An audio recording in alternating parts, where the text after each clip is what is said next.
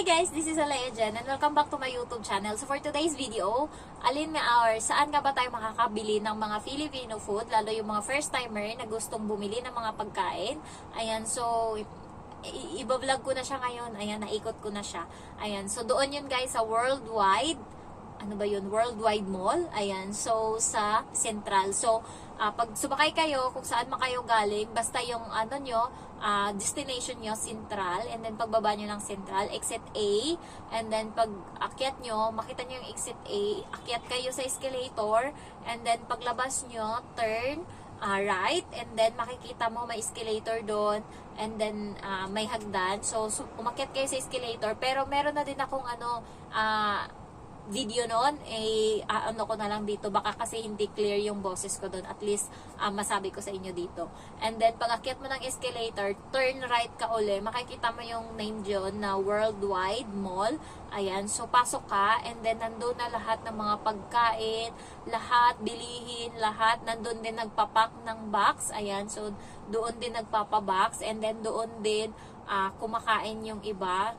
Maraming mga Filipino food doon, halos lahat. Balot, mamili ka, walang mga pagkain Pilipino na wala doon. Lahat nandun.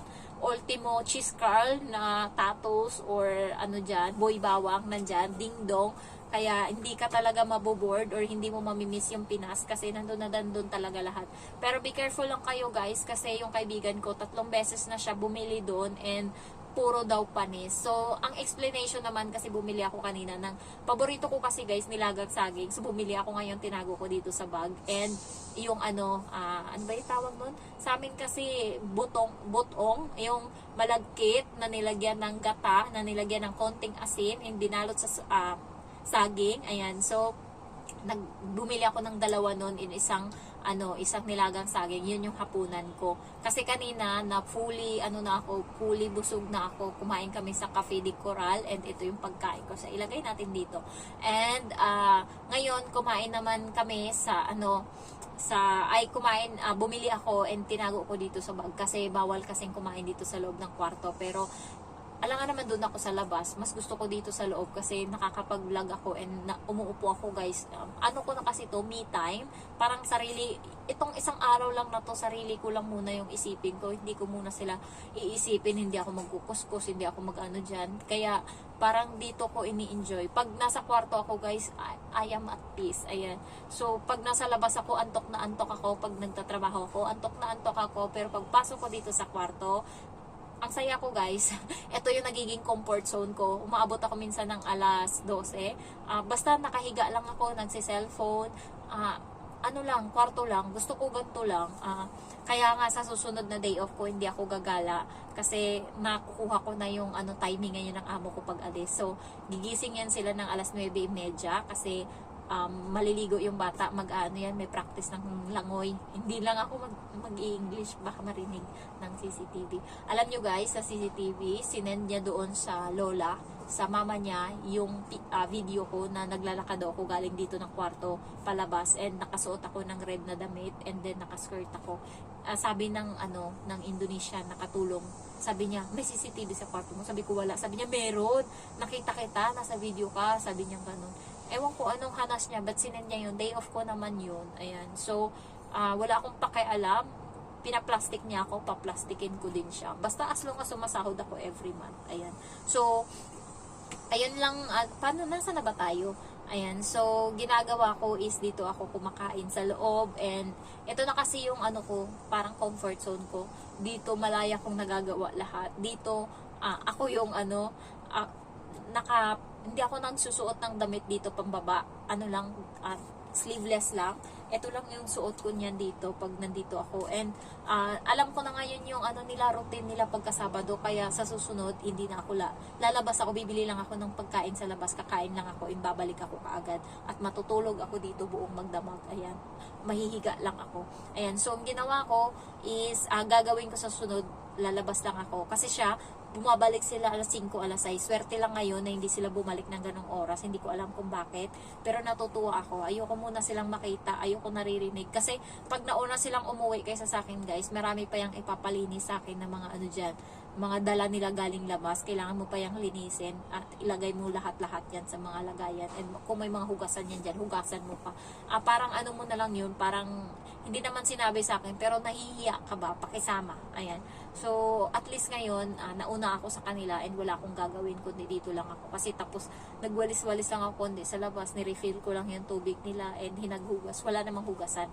Ayan. So, ayun lang guys. And ilalagay ko dito yung video ng kung ano yung Central and worldwide. Ayan. So, nandyan lahat ng mga OFW, nandyan nagpapadala, nandyan bumibili ng mga hanash-hanash nila. Pero, yung hindi branded yung mga mga binibenta dyan kasi mura lang kasi. Parang katulad sa atin, Divisoria, ganon. Yan, ganyan lang yan dyan. So, hindi siya branded yung mga ano. Kung gusto nyo ng branded, pumunta kayo dun sa IFC Mall. Ayan, so ilalagay ko din yung video dito ng IFC Mall. So, nandun kami kanina. Ayan. And nandun yung Mannings. Ayan. So, ayun lang guys. And sa susunod kong video, ituturo ko sa inyo. Iba na.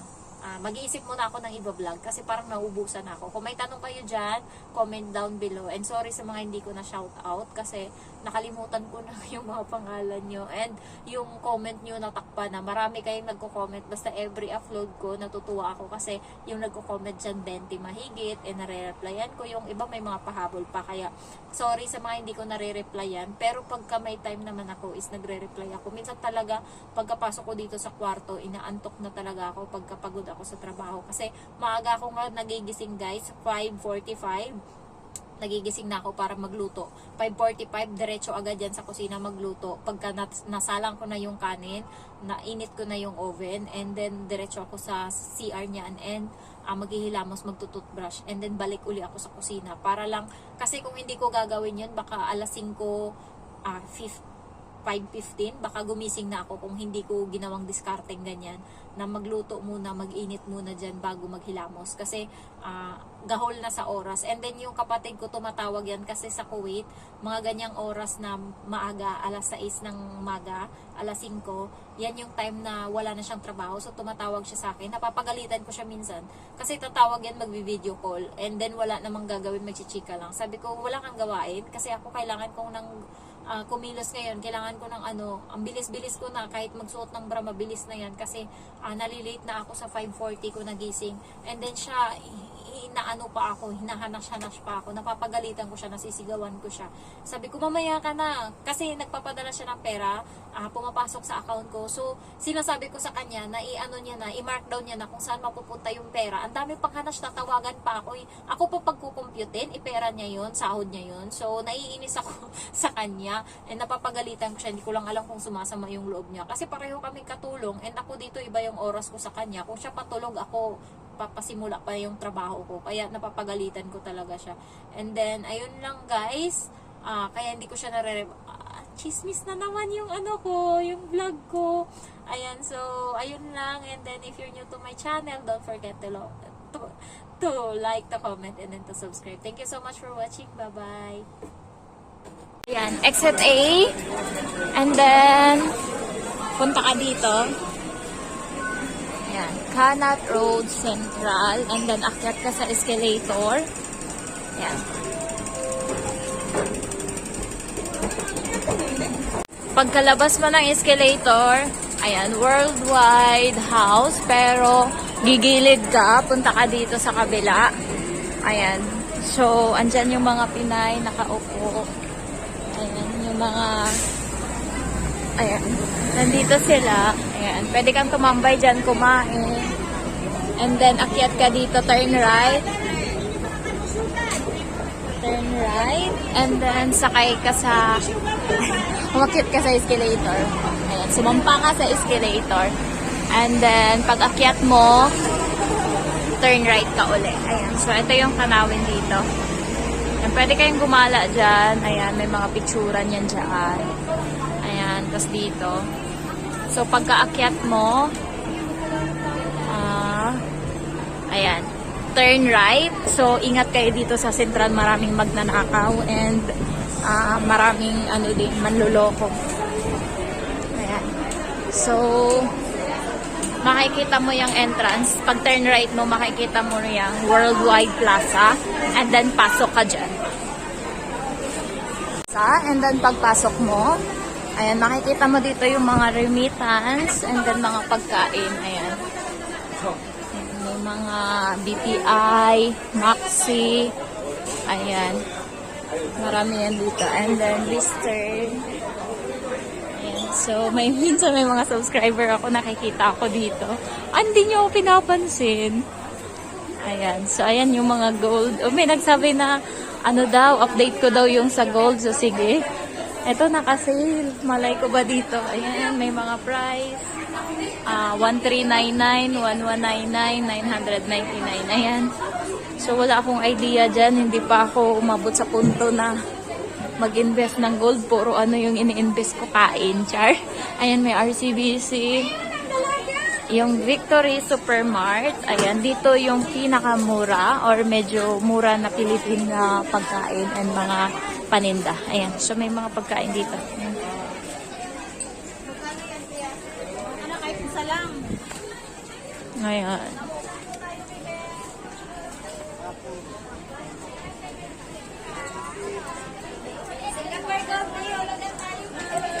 Sa baba. Ayan, puro pagkain yan dito.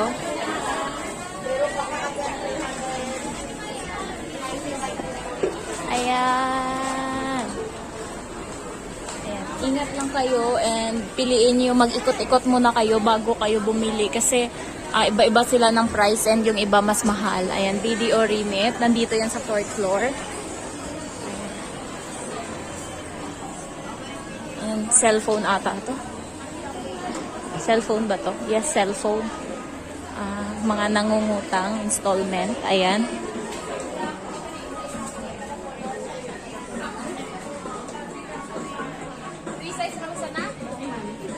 Ayan. Ayan, may mga western din dito. Mataas palitan na yan.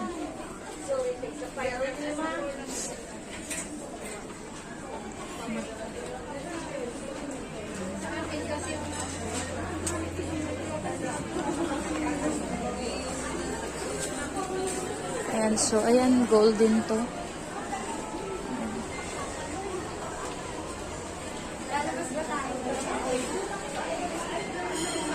Ihi ako. Ayan, mga pagkaing Pinoy. Ayan, nandito. Yan lahat. So, hindi mo talaga mamimiss yung Pilipinas. Ayan.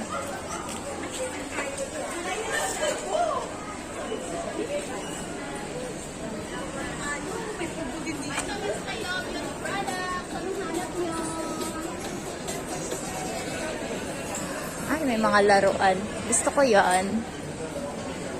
Ayan, nandito yan lahat. Pero bababa tayo. Tinor ko lang kayo. Ayan, basta libutin nyo na lang to pag nandito kayo, okay? Nandito naman yan lahat. Hindi kayo maliligaw. And isa lang naman yung labasan dito. Ayan, so ayan yung pila ng pa-western. Sahod nila. BPI. Ayan.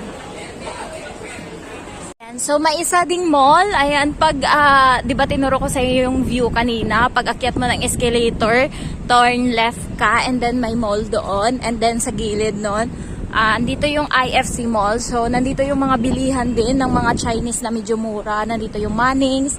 Ayan, and then, mga branded na mga damit. Ayan, so kung mahilig kayo sa branded, dito kayo pumunta. Kasi doon sa Central, sa Worldwide, mga medyo, ano ba yun? Hindi siya branded. Ayan, kaya kung gusto niyo pumunta dito, dito lang yun. Ayan. Pandora, Alahas. Ayan, so pasok tayo.